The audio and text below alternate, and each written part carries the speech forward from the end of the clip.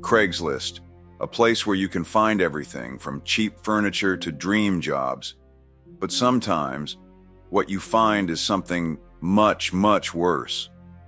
Tonight, I'm bringing you some of the most terrifying true stories from Craigslist, real encounters that started with a simple online post and ended in nightmare fuel.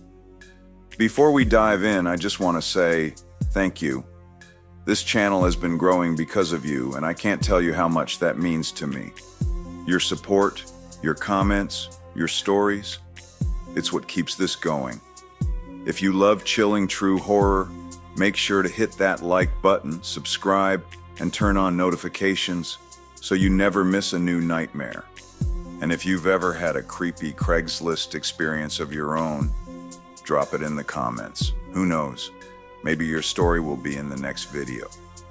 Now, let's begin.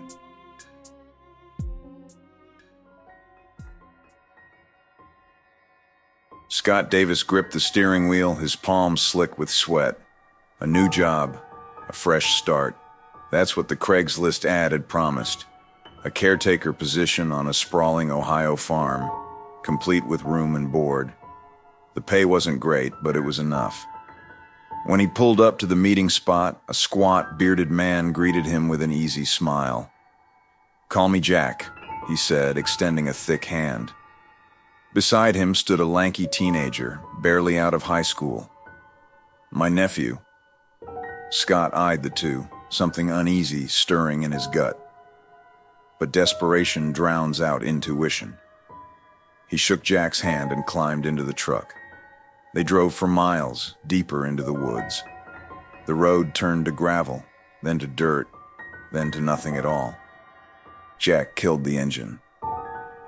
"It's just a short walk," he said. Scott followed them into the thick brush. His boots sank into damp earth. The air smelled of pine and rotting leaves.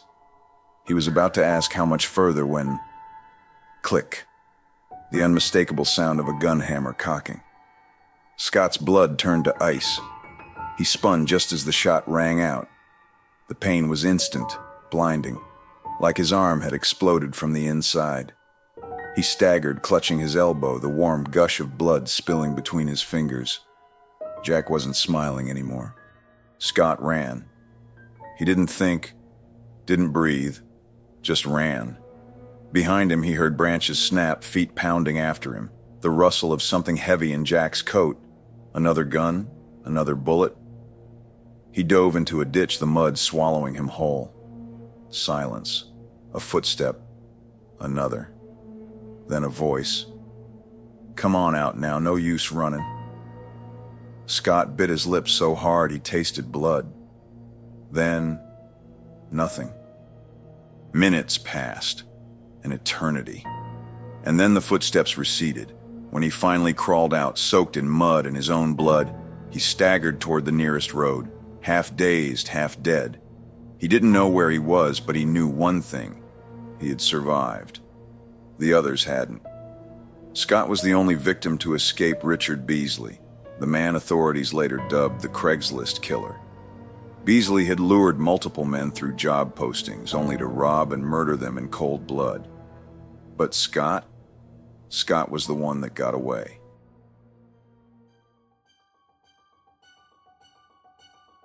Catherine Ann Olson was young, vibrant, full of life. She wasn't afraid to chase new opportunities. She had no reason to be. It was just another job, or so she thought. Instead, it would lead her straight into the hands of a killer. Catherine Ann Olson was 24 years old, living in Minnesota.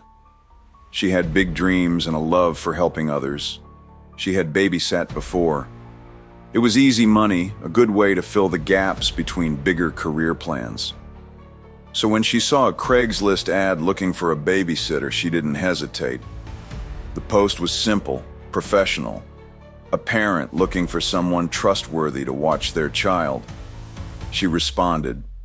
She got a reply. Everything seemed normal, but it wasn't, because there was no child, and there was no babysitting job.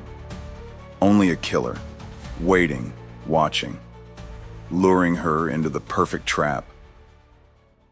October 25th, 2007. Catherine woke up, got ready, and grabbed her purse. She told her friends where she was going. Just a quick babysitting job, she'd be back later. No one thought twice about it. She drove to Savage, Minnesota, following the address the Craigslist parent had given her. She parked her car, stepped out, and walked toward the house. And that was the last time anyone saw her alive. Michael John Anderson was 19 years old. He wasn't a parent. He wasn't looking for a babysitter.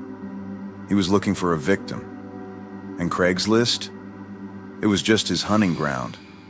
Anderson was obsessed with violence. He spent hours on the internet, consuming dark content, reading about killers, fantasizing about murder. He wanted to know what it felt like, and on October 25th, he made it real. When Catherine walked into his home, he didn't hesitate. He grabbed his gun, and he shot her in the back. Cold, calculated, no remorse. Catherine never saw it coming. After the murder, Anderson didn't panic. He didn't run. Instead, he treated it like a game. He took Catherine's lifeless body, stuffed it into the trunk of her own car, and drove it to a random parking lot. Then he left it there, like garbage, like she never mattered, like she was nothing. And then he went back home and logged right back onto Craigslist. Catherine's friends knew something was wrong. She was never late. She was never out of touch. When she didn't come home, they called the police, and the search began. The next day, they found her car. They found her body in the trunk, and they realized the truth. She had been lured into a trap by a boy who wanted to know what it felt like to kill. Michael John Anderson wasn't hard to find. It didn't take long before the police traced the fake Craigslist ad back to him. When they knocked on his door, he didn't resist. He laughed. He bragged about the killing. To him, it wasn't a crime. It was entertainment. Something he had always wanted to try. And when they asked him why, his answer was simple. I just wanted to see what it felt like. The trial was quick. There was no doubt he was guilty. Anderson showed no remorse. The jury didn't hesitate. He was convicted of first-degree murder and sentenced to life in prison without parole. No freedom, no second chance. Just a cold cell for the rest of his days. Exactly what he deserved. Catherine thought she was answering a simple job ad. She had no idea she was walking into a death trap. She had no idea she had been chosen to die. And the scariest part? It could have been anyone. Because right now, someone is scrolling Craigslist. Right now, someone is answering an ad. And right now, someone has no idea that they are stepping into a killer's trap. Waiting, watching, ready to strike.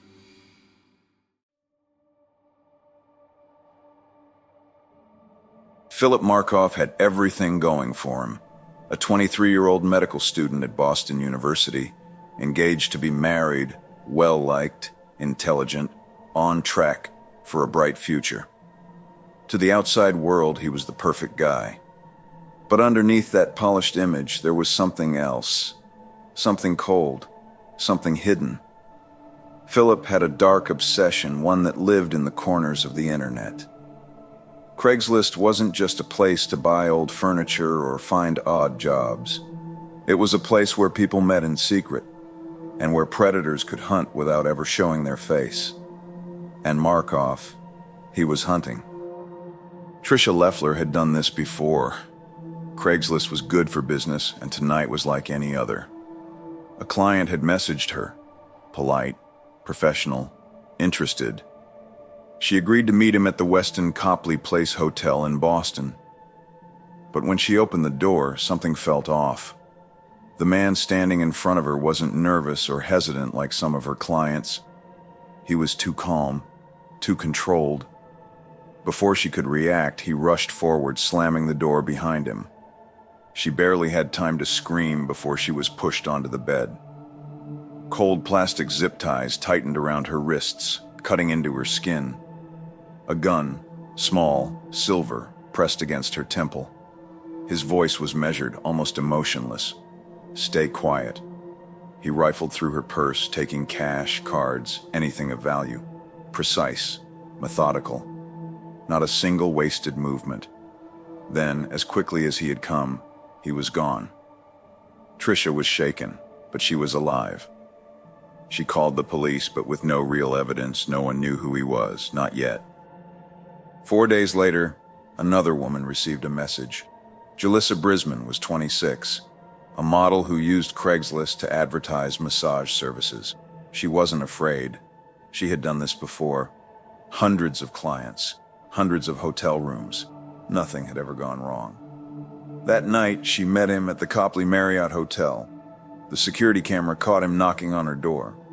He waited, just for a second too long, before stepping inside. Then, chaos. Jalissa fought back. She wasn't going to be an easy victim. She screamed, struggled. The guests in the rooms nearby heard the commotion, but before anyone could react, bang, one shot, then another. By the time hotel staff burst into the room, it was too late. Jalissa lay on the carpet, blood pooling beneath her, her fingers still curled like she had been reaching for something. Her killer? Gone. Cynthia Melton, an exotic dancer, had arranged to meet a client at the Holiday Inn Express in Warwick, Rhode Island. When she opened the door, she barely had time to react before he lunged forward, shoving her back into the room. But something was different this time. She fought harder, screamed louder, and this time someone heard her. Before Markoff could get control of the situation, he panicked. He turned and ran, disappearing down the hall before security could stop him. He left empty-handed, and now the police had something they didn't have before. A pattern. Less than a week after the murder, police pulled over a car on the highway.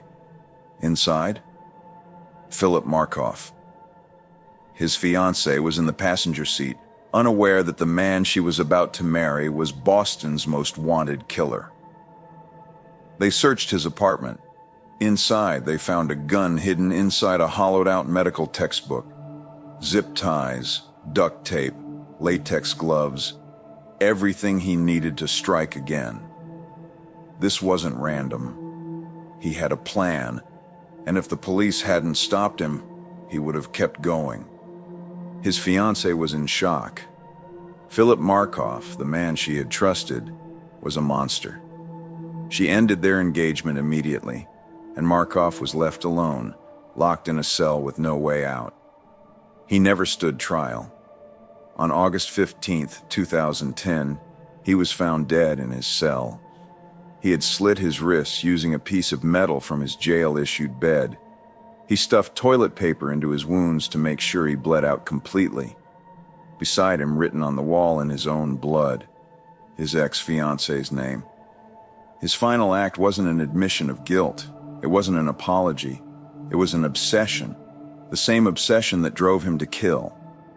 Philip Markoff wasn't a monster hiding in the shadows. He was the guy who held the door open for you. The guy who smiled at cashiers. The guy who made small talk at parties. And yet, he was capable of the worst kind of violence. Craigslist made it easy. Victims were just a few clicks away. And the scariest part? There are others like him. Right now, someone is posting a Craigslist ad. Right now, someone is answering it. And right now, someone has no idea that they're walking into a trap.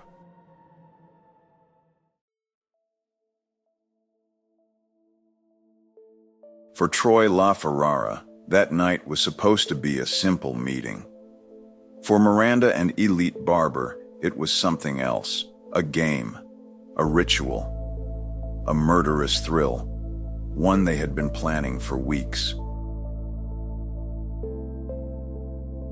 Miranda Barbour wasn't like other girls. At least, that's what she wanted everyone to believe. Born in Alaska, Miranda claimed that her life had been steeped in violence from the start.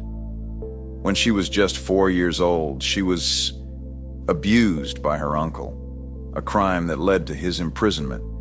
But instead of finding healing, Miranda's life took a darker turn. She later claimed that by the age of 13, she had become involved in a secret satanic cult that operated in Alaska. According to her, the cult's leader forced her to commit her first murder, a killing that was supposedly part of a blood ritual. From there, Miranda alleged that she took part in over 22 murders across multiple states. But was it true? Authorities found no evidence of a cult, no proof of any murders beyond the one that finally got her caught. Was she a seasoned serial killer or just a pathological liar? Either way, by the time she was 19, she had found a partner just as twisted as she was. His name was Elytte Barbour. On November 11th, 2013, Miranda placed her ad. Troy LaFerrara, a 42-year-old man from Port Trevorton, Pennsylvania, responded. He wasn't expecting much, just a night with a stranger, a few hours of company. They agreed to meet at Susquehanna Valley Mall's parking lot. When Troy arrived, Miranda was waiting in her Honda CR-V, smiling, warm, inviting. But what he didn't see was the man hiding under a blanket in the back seat. Elytte was already there, waiting, holding a rope. Miranda started driving. Casual conversation. She let Troy get comfortable. He had no idea that the moment he shut that car door, his fate was sealed. Then she gave the signal. And Elytte struck. He sprang from the back seat, wrapping a cord around Troy's throat, pulling it tighter and tighter as he struggled. Troy fought, his body jerking violently, hands clawing at the cord, cutting off his air. But it wasn't enough. Then came the knife. Miranda turned in her seat and began stabbing, once, twice, 20 times. Blood splattered the seats, soaked the fabric of her clothes. Troy made a guttural, choking noise, and then he went still. The couple sat there for a moment, staring at their work. Miranda turned to Elytte and smiled. They had done it. Together. What do normal people do after a murder? Maybe they panic. Maybe they try to hide the body, wipe away the evidence, lay low. But Miranda and Elytte, they went out for dinner. Like nothing had happened. Like Troy wasn't lying in an alley, his body cooling in the night air. The next day, when his blood-soaked corpse was found behind a home in Sunbury, Pennsylvania, the investigation began immediately. Police traced the last call from Troy's phone, and it led them straight to Miranda Barbour. When police first brought Miranda in, she was calm. Too calm. She played innocent at first, denied everything. But the moment they confronted her with the evidence, she started talking. But instead of just confessing, Miranda spun a web of horror. She told police Troy wasn't her first victim. She claimed that she had been killing since she was 13, part of a secret cult that had sent her across Alaska, Texas, North Carolina, and Pennsylvania. Each time, murdering again and again. At least 22 victims, she said. She was a contract killer, a cold-blooded assassin. But was she? Authorities found no proof of any other murders, no missing persons cases that matched her claims. Was Miranda a predator or just a pathological liar? The only thing they could prove was that she and Elytte had lured Troy LaFerrara to his death. And for that, they would never see freedom again. The trial was quick and brutal. Elytte confessed immediately, admitting that he and Miranda had planned it all. Miranda showed no remorse. In September 2014, both were sentenced to life in prison without parole. There would be no second chance, no more Craigslist traps. For the rest of their lives, they would be locked away. Two killers, once madly in love, now nothing more than prisoners. Their honeymoon ended behind bars. Troy thought he was meeting someone for a simple night out. He never suspected that he had just walked into a carefully laid trap, that he was about to be hunted for sport. And the scariest part, it could have been anyone. Because right now, Someone is scrolling Craigslist. Right now, someone is meeting a stranger. And right now, someone is about to become prey. They just don't know it yet.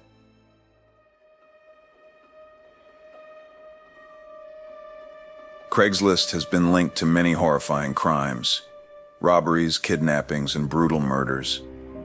But in Houston, Texas, in 2017, one case stood out. It wasn't just murder.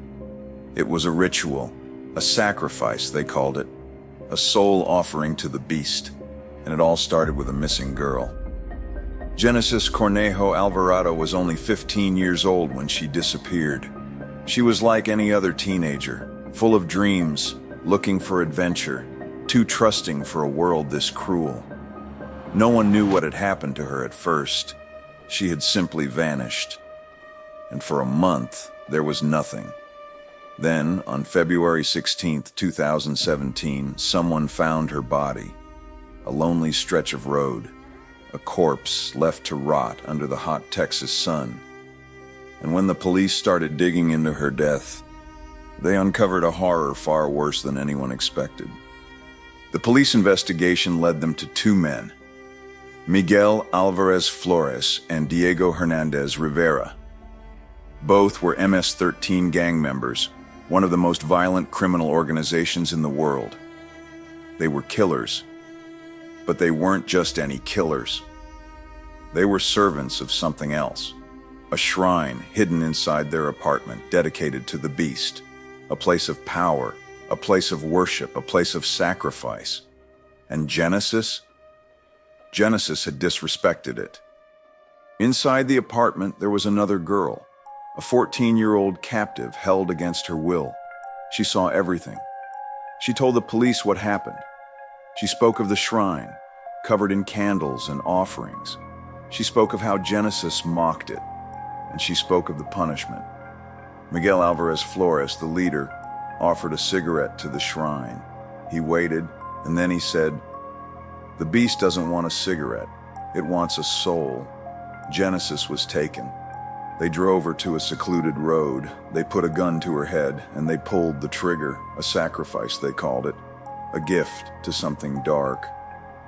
And then they left her there, her lifeless body staring up at the sky, waiting to be found. Miguel and Diego thought they had gotten away with it. They didn't expect the girl they held captive to escape. She told the police everything. And soon the two gang members were in handcuffs, facing the full force of the law. When they walked into the courtroom, reporters said they smiled. They laughed. They whispered to each other, like it was all a joke. But in May 2021, they finally pleaded guilty to Genesis's murder. They each received 40 years in prison. They won't see freedom again until they are old men, if they survive that long. Genesis was just a girl looking for connection. She had no idea she was stepping into the world of MS-13, of human trafficking, of ritual murder. She had no idea that she had just become prey. And the scariest part? Right now, someone else is searching Craigslist.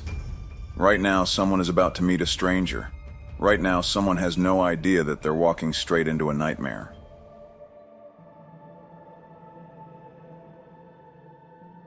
Craigslist has been home to countless disturbing stories, robberies, kidnappings, brutal murders.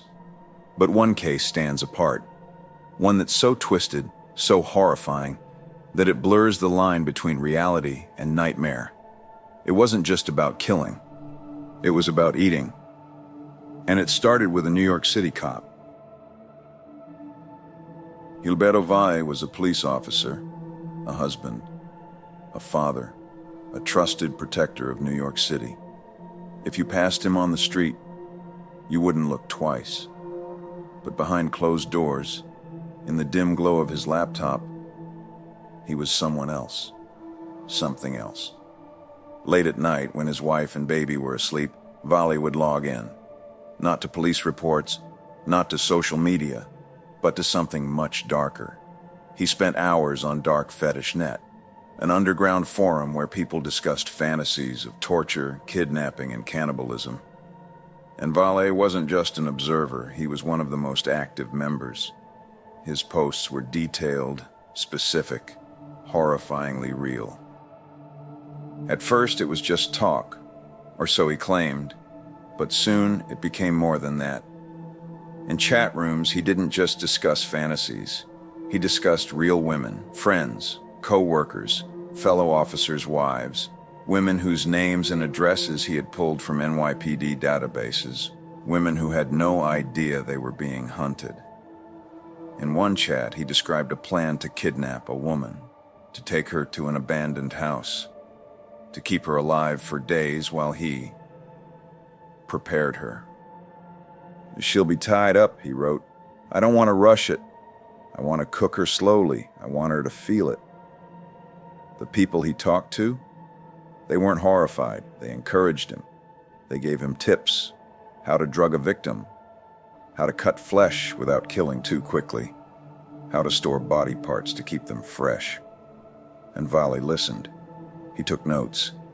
And then he made his move. Valle needed a victim. And Craigslist was full of them. Women looking for roommates, looking for dates, looking for quick cash. He reached out to several. He gained their trust. He acted friendly, polite, normal. But in the back of his mind, he wasn't thinking about conversation. He was thinking about dinner. And then he made a fatal mistake. Someone read his messages. And that someone was his wife. One night while Valle was asleep, his wife noticed his laptop was still on. She wasn't suspicious, not at first, but then she saw what was on the screen. The chat logs, the detailed plans. And then she saw her own name. Valle had written exactly how he would cook her, his own wife, the mother of his child. She grabbed the baby and ran. And then she called the police, her husband. A police officer was actually a monster. The FBI raided Valle's home the next morning. They seized his laptop. And what they found shook even the most hardened investigators. Thousands of messages, detailed lists of women he planned to abduct, search histories on how to knock someone out, how to kill without leaving evidence, how to cook human flesh. And most disturbing of all, a police database search. Valle had used his own position as a cop to look up women's addresses. Women who had no idea their names were on a menu. The media erupted when the case went public. The Cannibal cop, they called him. A police officer who plotted to kidnap, kill, and eat women. And Valle? He didn't deny the chats. He didn't deny the lists, the messages, the searches, the plans. But he said one thing. It was all fantasy. Just a game. Just words on a screen. He never actually hurt anyone. And that's where the case took a terrifying turn. The jury was horrified. The messages were real, the lists were real, the plans were real. But he never actually went through with it. There was no dead body. There was no missing person. Just intent. And that's where the legal battle began. In 2013, Valle was found guilty of conspiracy to kidnap and kill. But then in 2014, his conviction was overturned. A judge ruled that fantasy isn't a crime, that there wasn't enough evidence to prove Valle ever actually planned to act on his desires. And just like that, the Cannibal cop walked free. Gilberto Valle is still out there. He's not a cop anymore, but he's not in prison either. And that leaves one terrifying question. Was it really just fantasy? Or did he just never get the chance to do it? And the scariest part? Right now, someone is searching Craigslist. Right now, someone is arranging a meeting. And right now, someone has no idea that they're talking to a predator. Waiting, watching, hungry.